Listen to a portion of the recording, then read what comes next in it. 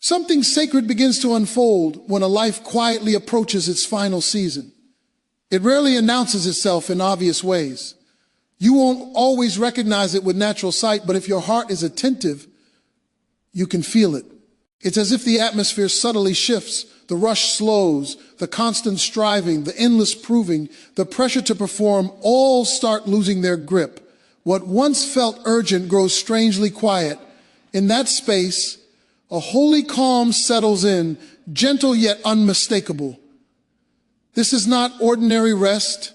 It is not merely the body weakening or the years catching up. This is deeper than age. This is eternity drawing near, softly leaning in, whispering to the soul. When someone has walked through many chapters of life, something changes within them. Their spirit begins to hear differently. The hunger to chase every opportunity fades. The need to compete, to impress, to conquer no longer matters the same way. A person nearing their eternal home grows still, not because of fear, not because of confusion, but because of understanding. They begin to see clearly. The things they once built, guarded, worried over, and pursued with all their strength slowly lose their weight. Not because they were meaningless, but because something far greater is now calling them. Their attention shifts from what is temporary to what is eternal. And in that sacred awareness, the soul begins preparing for what lies beyond this world. With quiet trust alone, there comes a moment in life when priorities quietly rearrange themselves, not because someone decided to change, but because the soul has begun listening to a different rhythm. It's subtle at first, almost unnoticeable. The things that once demanded attention slowly loosen their grip. The urgency fades. The constant push to stay relevant, productive, or impressive begins to soften. What you are witnessing is not decline. It is alignment. A sacred shift that happens when a person senses they are approaching the final stretch of their earthly journey. This shift often looks like rest, but it is not sleep. It is not exhaustion. It is not giving up. It is a holy resting of the soul. You may see it in their eyes before you hear it in their words. A calm settles there. Not emptiness, but fullness. Not absence, but presence. Their body may be still, yet their spirit is awake. Quiet, but attentive. Peaceful, but alert. This is the moment when God begins gently loosening the ties that bind them to the world they have known. God does not rush this process. He does not tear the soul away. He untangles it slowly, lovingly, like a father guiding a child by the hand. It is as if heaven leans close and whispers, "Come walk with me. Your work here is nearly complete. Let me prepare you for what comes next." And the soul responds, not with fear, but with recognition. Something within them understands. To those standing nearby, this stillness can be confusing. They may assume something is wrong. She doesn't seem interested anymore. He just sits quietly these days. But what appears to be withdrawal is actually communion. That silence is not a void. It is a sanctuary. It is not loneliness. It is conversation. The soul is slowly turning down the noise of earth so it can hear the music of heaven. You'll notice they stop arguing. They no longer feel the need to defend every opinion or revisit old battles. They let things go more easily, not because they don't care, but because they finally understand the value of peace. Time has become precious. Breath is no longer wasted on proving a point. They have learned that being right is far less important than being at rest. You may see them sit quietly, watching the trees sway, feeling the breeze on their skin, closing their eyes simply to breathe. They are not bored. They are not disengaged. They are worshiping in ways words can no longer express. They are allowing the nearness of God to wrap around them, soaking in His presence during these sacred moments. This is prayer without language. This is faith without striving. Often they cannot explain this peace. And they don't need to. It is not something learned. It is not something taught. it is given. This is the peace that surpasses understanding. The peace Jesus promised when he said he would give a peace the world could not offer and could not take away. It prepares a person to transition not with fear, but with faith, not with dread, but with dignity. This stillness is not weakness. It is strength of the highest kind. The strength to release control, the strength to trust that what lies ahead is greater than what lies behind. The strength to say, sometimes without words, Lord, whenever you are ready, so am I. This is not resignation. This is surrender. Not the end of purpose, but the fulfillment of it. When you see this stillness in someone you love, do not rush them. Do not try to pull them back into the frantic pace of the world. Do not demand energy they no longer need to spend. Instead, honor the moment. Sit with them. Be still beside them. Listen, even when no words are spoken, because where they are standing is sacred ground. This stillness is not simply the absence of movement. It is the presence of God. They are not fading away. They are drawing closer, closer to glory, closer to home, closer to the arms of the one who created them. And if you watch closely, you will realize they are not being taken. They are being lifted. Heaven is already speaking softly, and the soul is already learning how to listen. There comes a time when the words a person speaks begin to change. It doesn't happen overnight, and it isn't announced. But if you listen closely, you'll notice it. Conversations that once revolved around schedules, plans, problems, and opinions slowly fade into the background. The closer they move toward the end of their earthly journey, the more their speech is shaped by eternity. Their voice may grow softer, but their words grow heavier. Fewer words, yet deeper meaning. They are no longer interested in filling the silence. Silence has become familiar, comfortable, sacred. And when they do speak, it feels different. There is weight in what they say, a gravity that makes you pause. Simple sentences suddenly feel important. Ordinary phrases feel like instructions meant to be remembered long after they are gone. Tell your sister I love her. Make sure you forgive. Stay close to God. These are not casual remarks. These are eternal deposits. You begin to realize they are no longer speaking just from their mind. They are speaking from their soul. They are not talking to pass time. They are passing on wisdom, wisdom shaped by years of living, failing, loving, losing, and learning what truly matters. They have seen enough of life to know what lasts and what fades. Drama no longer interests them. Gossip feels meaningless. Old conflicts seem small in the light of eternity. You might bring them the latest family issue, expecting concern or advice, and instead receive a gentle smile and a calm response. Let it go. It's not worth your peace. Their clarity can feel almost surprising, but that clarity comes from perspective. They understand how short life really is. They know that many of the things we fight over will never matter in the presence of God. It's not that they've stopped caring. They care more deeply than ever, but differently. Their focus has shifted to what matters forever: relationships, reconciliation, faith, legacy. They begin reminding you to love your children well, to forgive your enemies, to pray more than you worry, to trust God even when you don't understand. Sometimes they repeat themselves, not because their memory is failing, but because they know the heart takes longer to hear than the ears. They want to make sure what they're giving you doesn't stay on the surface. They want it to sink deep. Stay together, pray for each other, take care of one another. These words are not about their own future.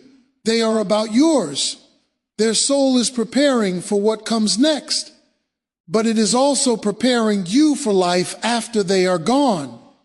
They are planting seeds they know will bloom later.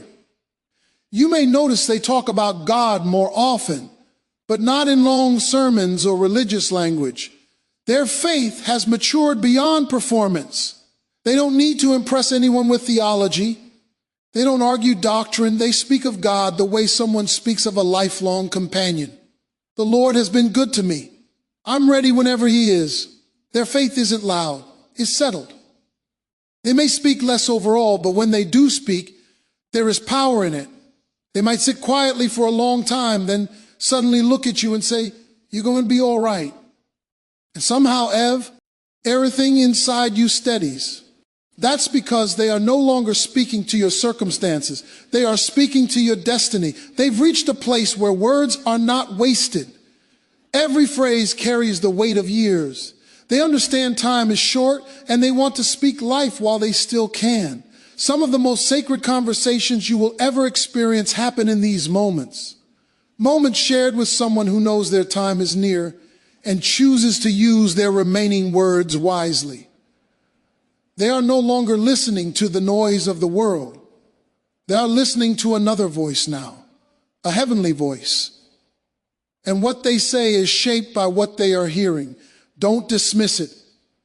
Don't brush it off as rambling or nostalgia. Lean in. Listen carefully. There may be healing in those words. There may be guidance. There may even be prophecy whispered through them. They will often bless you in simple ways. "I'm proud of you. You're stronger than you think. Don't lose your faith." These are invisible inheritances. Not money or possessions, but courage, character, and faith. You won't see them written in a will, but you will feel them in your spirit for years to come.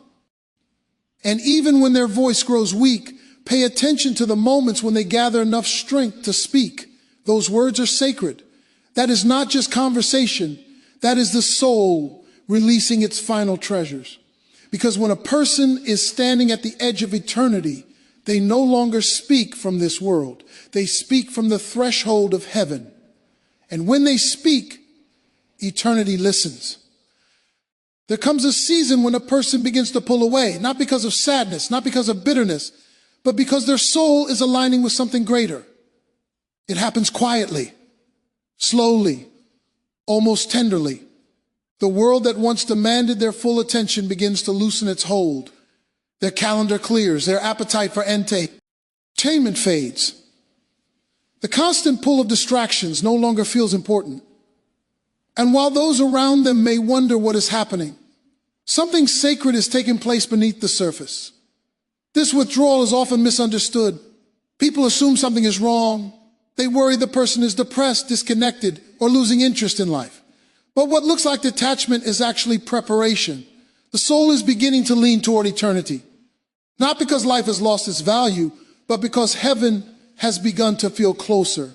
Their spirit is moving into a deeper place of reflection where noise is no longer needed. Conversations become fewer. Phone calls go unanswered. The news, the weather, the latest headlines no longer hold their attention. When loved ones try to re-engage them in things that once mattered, they may respond politely, even lovingly, but without the same interest. It's not rejection, it's transition. They are not losing touch. They are gaining perspective. Their soul is beginning to see what others are too busy to notice. They sense the eternal. They feel the steady pull of heaven. It is not frantic or dramatic. It does not demand attention. It is gentle, constant, and sacred. Like a still small voice calling them inward, calling them upward, calling them to places only reached when the noise of the world fades away. Those around them may panic. They're not themselves anymore. And yes, they have changed. But this change is not decay. It is transformation. It is not decline. It is ascension. The Spirit knows when a season is ending. It recognizes when a chapter is closing. And so it begins the slow, intentional process of letting go. They start releasing routines, obligations, habits, even relationships. Not out of neglect or indifference, but because the soul is making room for the journey ahead. They may spend more time alone, sitting by a window, gazing in. Oh, the distance, remaining silent for long stretches. What we call disconnecting, God calls reconnecting. Reconnecting with what has always mattered most. his presence. They are not ignoring you. They are transitioning. Their heart is full of memories. Their mind is full of reflection. Their soul is full of longing, not for possessions or experiences, but for home, for the place where pain ends, where confusion fades, where struggle no longer exists. That longing is not despair. It is hope taking shape. As this process deepens, they may lose interest in things they once enjoyed. Hobbies no longer excite them. Television feels empty. Shopping holds no appeal. Even food may lose its importance. This is not depression. This is detachment from the temporary. The world they've known is slowly dimming because another world is beginning to glow more brightly. The closer they draw to God's presence, the more earthly things seem dull in comparison. Their hunger changes. Their desires shift. They are not being drained. They are being filled, but with something otherworldly. Sometimes they may cry without knowing why. Other times they may smile when nothing has been said. Their eyes may drift far away, not confused, but focused on something unseen. Do not assume they are lost. Do not assume they are fading. Sometimes the spirit sees beyond what the body can understand. And in those moments, they are communing with something holy. If you truly love someone in this season, sit with them. You do not need to talk. You do not need to fix anything. Your presence is enough. Being there quietly says, I honor where you are. You may not understand the season, but you can respect it. You can walk beside them without demanding explanations or energy they no longer need to give. What they are experiencing is not easy. They are in between, not fully here, not fully gone. Standing in the sacred pace between earth and glory. This withdrawal is not defeat. It is not failure. It is a holy transition guided by God himself. So when you see someone pulling away from the world, do not pull them back. Instead, pray for them, love them, sit near them. Trust that the same God who carried them through every season of life is now gently guiding them into the next. As the soul moves deeper into this sacred season, something else begins to surface, memory, not the scattered recall of random moments, but a slow, intentional remembering. The past begins to rise gently, like pages turning in a well-worn book. They remember people, conversations, choices, seasons long gone, not with regret, but with reflection. This is not the mind drifting backward. This is the soul reviewing its journey. They may begin speaking about names you haven't heard in years, old friends, family members who passed long ago, moments that seemed insignificant at the time, but now carry meaning. They are not reliving the past to escape the present. They are revisiting it to understand it, to gather it, to bring it to completion. The Spirit knows when it is time to make sense of the story. Sometimes these memories come quietly. Other times they arrive with emotion. A sudden tear, a soft smile, a distant look in the eyes. Do not rush to interrupt these moments. Something holy is happening. The soul is doing its final work, sorting, releasing, and surrendering what it no longer needs to carry forward. They may speak of mistakes, but without shame, of failures, but without despair. The tone is different now. There is no self-condemnation, only honesty. They are not judging themselves. They are handing their story back to God, piece by piece, chapter by chapter, trusting him with every success and every misstep. You may hear them say things like, I did the best I could, or I see it differently now. These words are not excuses. They are acknowledgments. They are signs of healing.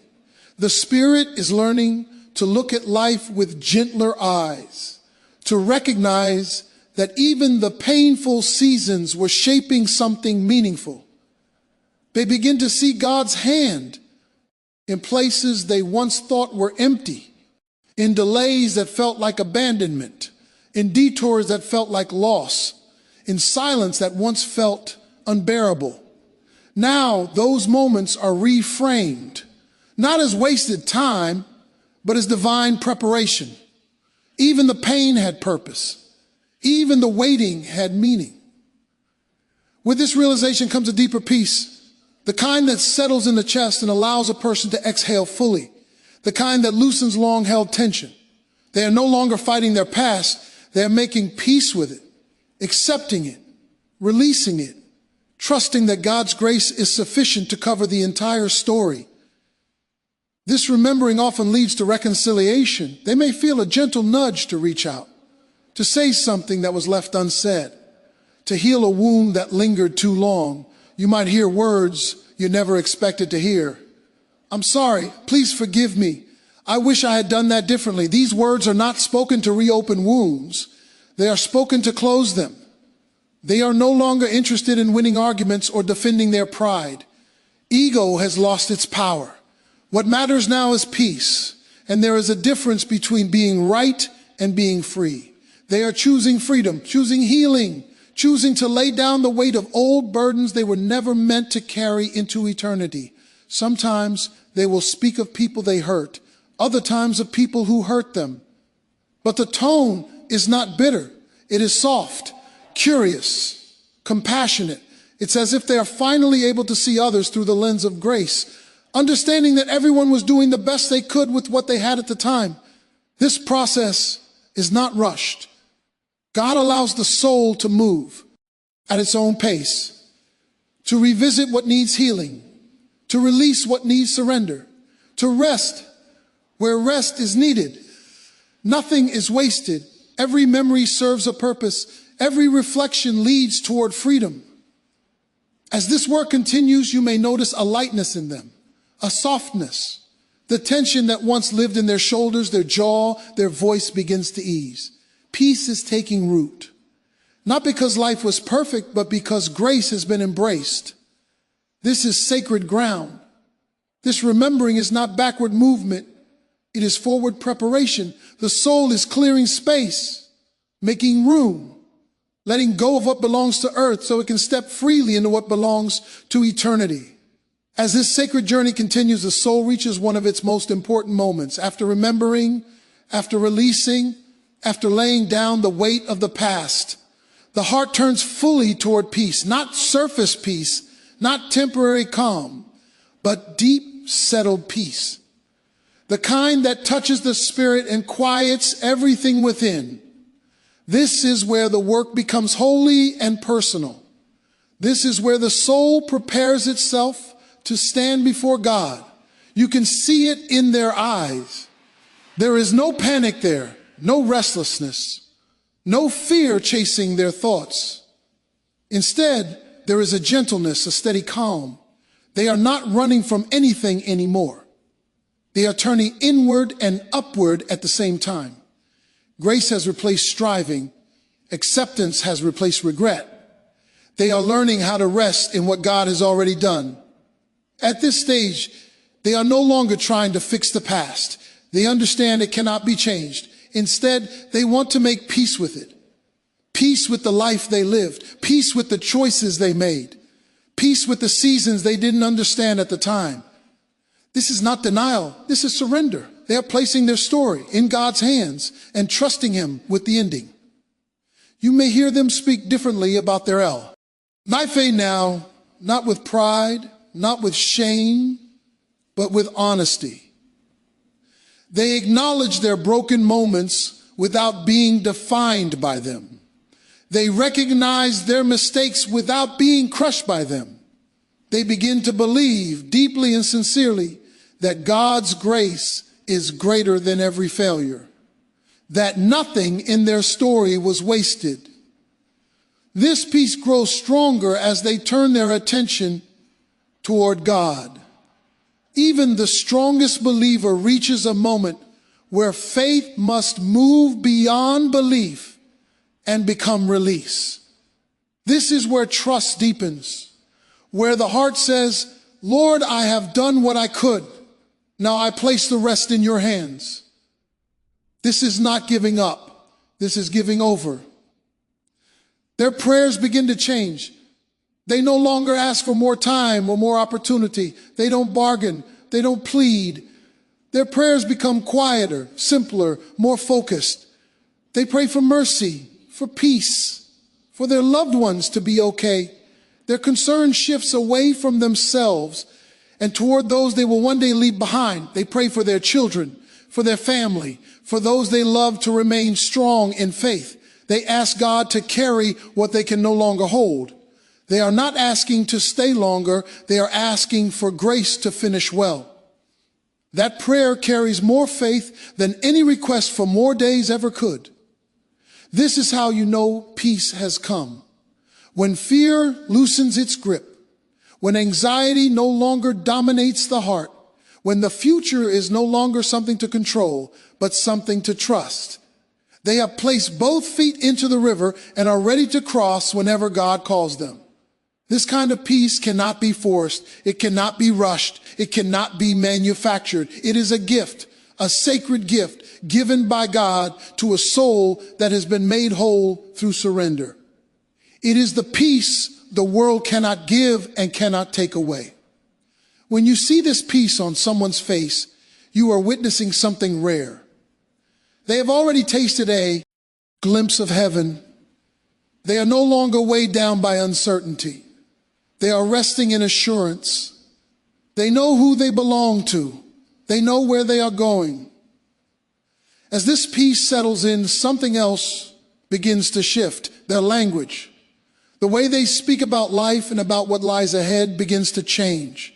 They may not talk openly about death, but you will hear it in how they talk about rest, about home, about being ready. The words are gentle, unforced, filled with meaning.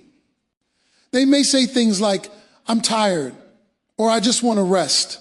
And they are not talking about sleep. They are talking about a deeper rest, the kind that only comes when the soul is finally at ease with God. This is not despair. It is contentment. It is trust in its purest form. In these moments, do not argue with them. Do not try to convince them otherwise. Honor where they are. Respect the peace they have found, because what they are experiencing is sacred. It is the soul settling into alignment with eternity. This is not the end of faith. It is the fulfillment of it. The journey that began with belief is now concluding with trust. And in that trust, the soul finds its rest. As peace settles deeply within them, another change becomes noticeable. The way they speak about the future begins to shift. Not in dramatic or fearful ways, but gently, subtly, almost tenderly. You may hear them talk less about plans and more about purpose, less about tomorrow and more about where they belong. The language of their heart begins to change, and if you listen carefully, you'll hear it. They may say things like, "I just want to go home," or "I'm ready to rest." And they are not referring to a place on a map. They are not talking about a house or a familiar room. They are speaking of something deeper, something eternal. Home to them now is not a destination on earth. It is a place their spirit recognizes, a place that has been calling to them long before they had words to describe it. This is one of the clearest signs that the soul is preparing to transition. Fear of death begins to fade. Not because death is taken lightly, but because it is no longer seen as the end. The grave no longer feels like a conclusion. It feels like a doorway. Glory becomes the destination.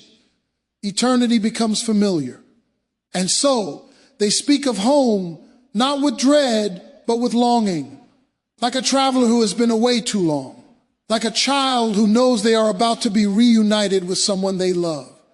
There is anticipation in their voice, not panic, a quiet readiness. They are no longer clinging to life. They are trusting God with it. You may notice they talk less about schedules and more about meaning. Appointments no longer matter. Next week no longer feels important. Their focus has shifted to something beyond time. They may begin speaking about loved ones who have already passed. Parents, siblings, friends, not with sorrow, but with expectation. I'll see them again. These are not memories, they are glimpses of reunion. There is often a sweetness in how they speak of it. No fear, no anxiety, just calm assurance. It's as if part of their heart has already crossed over while their body remains. They speak of home as if they've seen it, and in a way, they have. Because as the final breath draws nearer, the veil grows thinner. The distance between heaven and earth shortens. Eternity begins whispering to their soul in ways words cannot fully capture. Some may speak of dreams, of light, of angels, of seeing things others cannot see.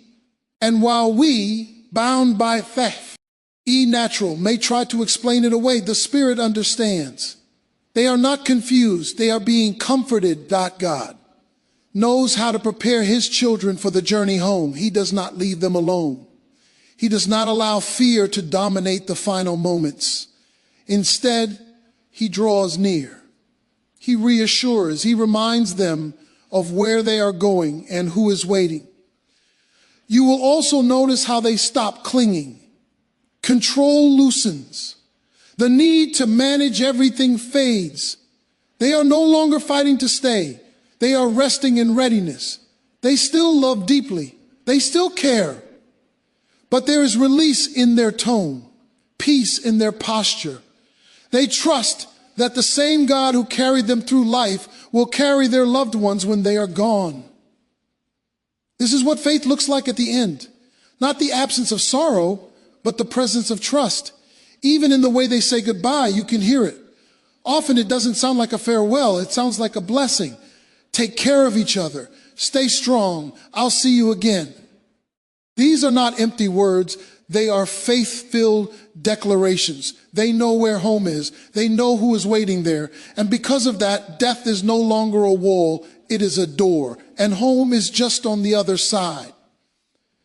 When you hear someone you love speaking this way, don't pull them back into fear. Don't argue with their peace. Instead, thank God for giving them eyes to see what we cannot yet see. Rejoice that they have been given a peace that only heaven can provide.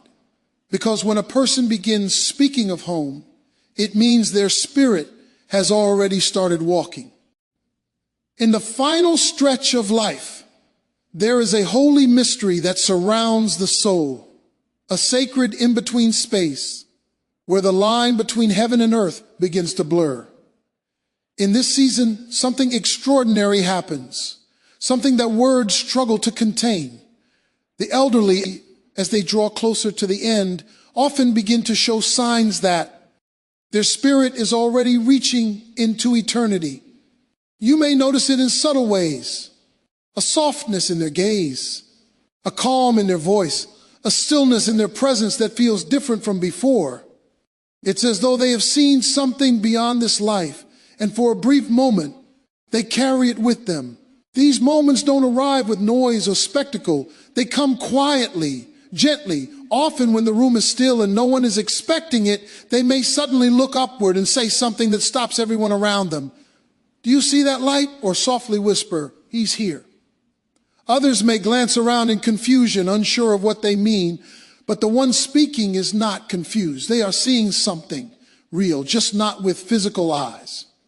The Spirit of God is beginning to reveal what awaits them, not to frighten them, but to prepare them, to comfort them. Sometimes they reach out as if holding a hand no one else can see. Sometimes they smile at someone who isn't in the room. Sometimes they call out names of loved ones who passed long ago. Mama's here, they might say. I see him. And in that moment, the atmosphere shifts. Heaven touches earth in the quietest, most profound way. This is not hallucination. It is not confusion. It is revelation. God gently pulls back the curtain and whispers to his child, you're almost home. I've got you. There are moments when they speak with sudden clarity that fills the room with awe.